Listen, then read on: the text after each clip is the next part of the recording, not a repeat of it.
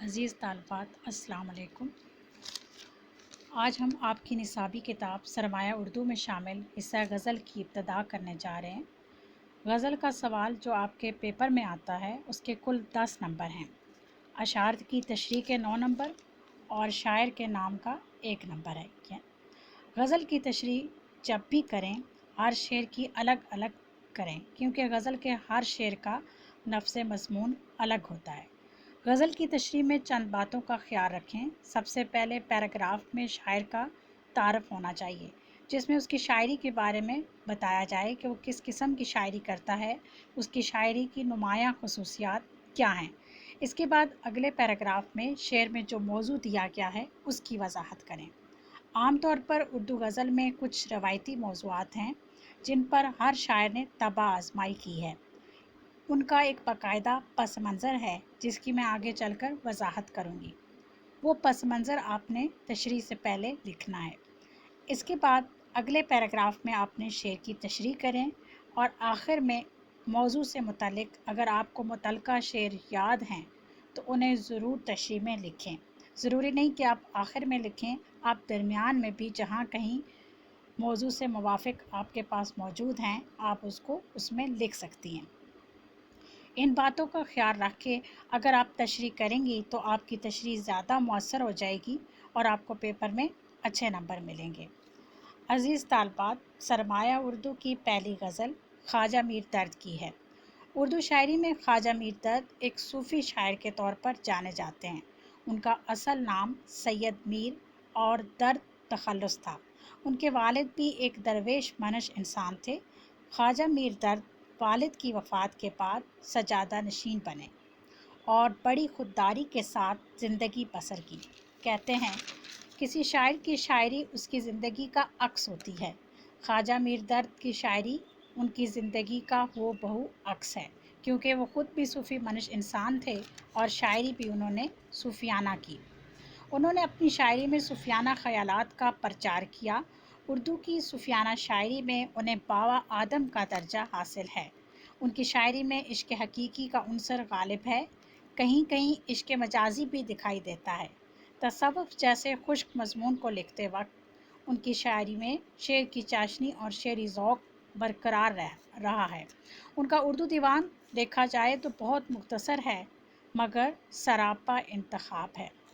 اب ہم غزل کی تشریح کی طرف آتے ہیں۔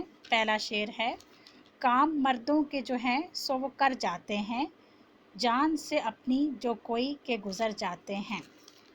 خواجہ میر درد اس شعر میں کہتے ہیں کہ وہی لوگ قابل تعریف ہوتے ہیں جو اعلیٰ مقاصد کے لیے اپنی جان کی بازی لگا دیتے ہیں۔ بے شک جان بڑی قیمتی چیز ہے، لیکن بعض چیزیں جان سے بھی زیادہ قدر و قیمت رکھتی ہیں، جیسے انسان کی عزت اور آبرو، قوم و ملک کی سلامتی اور سب سے بڑھ کر اپنے مقدس دین کی حفاظت۔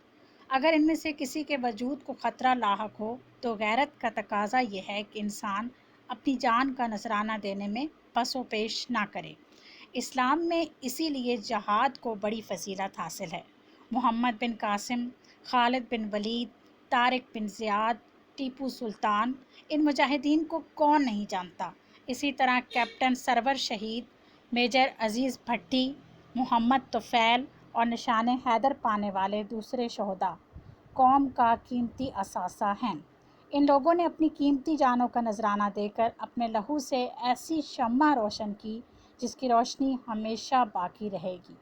قرآن مجید میں اللہ تعالیٰ فرماتا ہے: جو لوگ اللہ کی راہ میں مارے جائیں ان کو مردہ مت کہو، وہ زندہ ہیں، انہیں رزق دیا جاتا ہے لیکن تم اس کا شعور نہیں رکھتے۔ بقول غالب، جان دی دی ہوئی اسی کی تھی، جان دی دی ہوئی اسی کی تھی، حق تو یہ ہے کہ حق ادا نہ ہوا۔ عشق ہو یا جذب و شوق، اس کا عملی اور کامل اظہار قربانی میں ہی مضمر ہے۔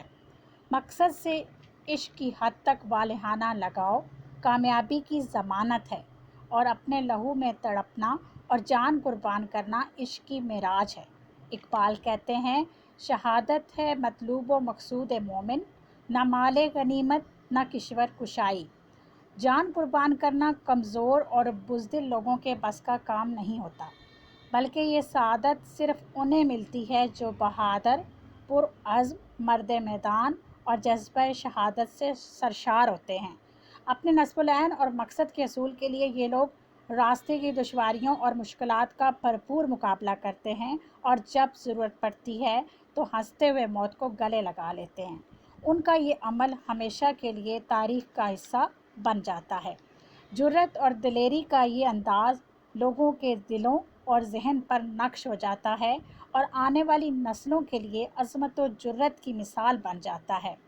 فیض احمد فیض کہتے ہیں، جس دھج سے کوئی مقتل میں گیا وہ شان سلامت رہتی ہے، جس دھج سے کوئی مقتل میں گیا وہ شان سلامت رہتی ہے، یہ جان تو آنی جانی ہے، اس جان کی تو کوئی بات نہیں۔ اسی غزل کا دوسرا شعر ہے، اس کی تشریح کی طرف جاتے ہیں۔ موت کیا آ کے فقیروں سے تجھے لینا ہے، موت کیا آ کے فقیروں سے تجھے لینا ہے، مرنے سے آگے ہی یہ لوگ تو مر جاتے ہیں۔ اس شعر میں خواجہ میر درد کہتے ہیں، اہل تصوف اور درویش دنیا کے آلائشوں سے رشتہ توڑ کر اللہ کی محبت میں غرق ہو چکے ہوتے ہیں۔ انہیں دنیا کی لذتوں سے کوئی سروکار نہیں ہوتا۔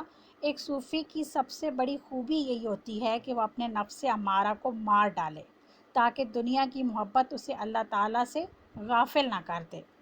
حقیقت یہ ہے کہ ایک شاعر کہتا ہے، محبت کے لیے کچھ خاص دل مخصوص ہوتے ہیں، محبت کے لیے کچھ خاص دل مخصوص ہوتے ہیں، یہ وہ نغمہ ہے جو ہر ساز پر گایا نہیں جاتا۔ درد کہتے ہیں، ہم تو فقیر لوگ ہیں، ہم نے دنیاوی خواہشات ختم کر دی ہیں، اپنے نفس امارہ کو کچل ڈالا ہے، یوں ہم ایک طرح سے موت کا ذائقہ چکھے ہوئے ہیں، اس لیے اب ہمیں موت سے کوئی خطرہ نہیں۔ یہ حقیقت ہے کہ انسان جس قدر دنیا کی محبت میں غرق ہو جاتا ہے اتنا ہی وہ موت سے ڈرنے لگتا ہے، لیکن اگر دنیا کی محبت دل میں نہ رہے تو موت سے کوئی ڈر نہیں لگتا اور انسان ترک دنیا پر ہر وقت تیار رہتا ہے۔ اللہ کے نیک بندے جنہیں صوفیاء کہا گیا ہے، وہ دنیا سے اپنا دل لگاتے ہی نہیں، یہی وجہ ہے کہ وہ دنیا سے موت سے وہ خائف نہیں ہوتے۔ فقر و درویشی کا تقاضا بھی یہی ہے کہ انسان اس دنیا و مافیا کو ایک عارضی کھیل سمجھے۔ درویش اور صوفیاء کے نزدیک موت کے دو تصورات ہیں، ایک طبعی موت جس میں انسان کے جسم اور روح کا تعلق ٹوٹ جاتا ہے، سانسیں دم توڑ دیتی ہیں، دل دھڑکنا بند کر دیتا ہے، یہی وہ مقام ہے جب انسان کی روح عالم ارواح کی جانب پرواز کر جاتی ہے اور وہ جہان فانی سے بقا کی جانب کا سفر طے کرتا ہے، اسے طبعی موت کہتے ہیں۔ مرگ ایک ماندگی کا وقفہ ہے، بقول شاعر، مرگ ایک ماندگی کا وقفہ ہے، یعنی آگے چلیں گے دم لے کر۔ دوسری موت ہے نفس امارہ کی موت، جو درویشوں کے نزدیک اصل موت ہے۔ یہ فرشتہ صفت لوگ علائق دنیا اور دنیا کے آلائشوں سے بیگانہ ہو کر نفسانی خواہشات سے اس حد تک خود کو آزاد کر لیتے ہیں کہ ان میں اور مرے ہوئے لوگوں میں کوئی فرق نہیں رہتا، جو اس دنیا کے آرام اور آسائشوں سے لطف اندوز ہونے سے قاصر ہو جاتے ہیں۔ اصل میں یہ لوگ اپنے خالق حقیقی سے تعلق جوڑ رہتے ہیں اور دنیا میں رہتے ہوئے بھی دنیاوی لذتوں اور آسائشوں سے کوسوں دور چلے جاتے ہیں۔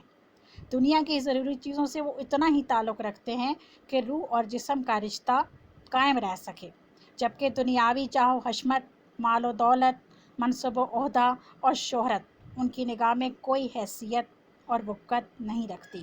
وہ اپنے ہر قول و فعل سے اللہ کی رضا کے متمنی ہوتے ہیں۔ ان کے جس کام سے اللہ راضی ہو وہ اپنی جان قربان کرنے سے بھی دریغ نہیں کرتے۔ جس کام میں دنیاوی فائدہ اور آسانی ہو جبکہ اللہ ناراض ہو تو وہ تمام خوشحالی اور شادمانیوں کو ٹھوکر مار دیتے ہیں اور ضرورت پڑنے پر خالق و مالک کے لیے موت کو بھی گلے لگا لیتے ہیں۔ یہ فطری سی بات ہے کہ جس کو جس سے محبت ہوتی ہے اس سے ملنے کی بھی بھرپور تمنا اور تڑپ ہوتی ہے۔ اسی طرح اہل فقر یعنی درویش لوگ اپنے رب سے بے پناہ عشق کی بنا پر ملنے کی تمنا کرتے ہیں۔ موت ان کے اور ان کے رب کے درمیان پردہ ہوتی ہے، اس لیے یہ موت سے خوفزدہ نہیں ہوتے۔ موت سے خوفزدہ وہ لوگ ہوتے ہیں جنہوں نے موت کی تیاری نہیں کی ہوتی بلکہ اپنی قیمتی ترین زندگی دنیاوی اسباب کو اکٹھا کرنے میں ضائع کی ہوئی ہوتی ہے۔ جبکہ اہل بصیرت لوگ مرنے سے پہلے ہی تیاری کر لیتے ہیں، اس لیے وہ موت سے نہیں گھبراتے۔ ایک شاعر کے بقول، ہم جی سے کس ہوس کی فلک جستجو کریں، ہم جی سے کس ہوس کی فلک جستجو کریں، دل ہی نہیں رہا جو کچھ آرزو کریں۔ درویش صفت لوگ جو ہیں مرنے سے پہلے اپنی زندگی کو کچھ اس طرح ڈھال چکے ہوتے ہیں کہ موت ان کے لیے ایک رسمی حقیقت رہ جاتی ہے۔ اس لیے شاعر یہ کہتا ہے کہ موت سے وہ لوگ ڈریں جنہوں نے موت کی کوئی تیاری نہیں کی ہوئی، جنہوں نے اللہ تعالیٰ کے لیے اپنی زندگی وقف کی ہوئی ہے، انہیں موت سے کسی قسم کا کوئی خوف نہیں، کیونکہ وہ اپنے رب سے جلد از جلد ملنا چاہتے ہیں اور ان سے ملاقات کا شرف حاصل کرنا چاہتے ہیں۔ میرا خیال ہے کہ آج کے لیے یہ 2 اشعار کافی ہیں۔ ان دونوں اشعار کی تشریح آپ کاپی پہ لکھیے گا، اور جس طریقے سے غزل کی تشریح لکھنے کا میں نے آپ کو طریقہ بتایا ہے، اس طریقے کو فالو کیجیے گا، یقیناً آپ غزل میں اچھے نمبر لے سکیں گی۔ اللہ حافظ۔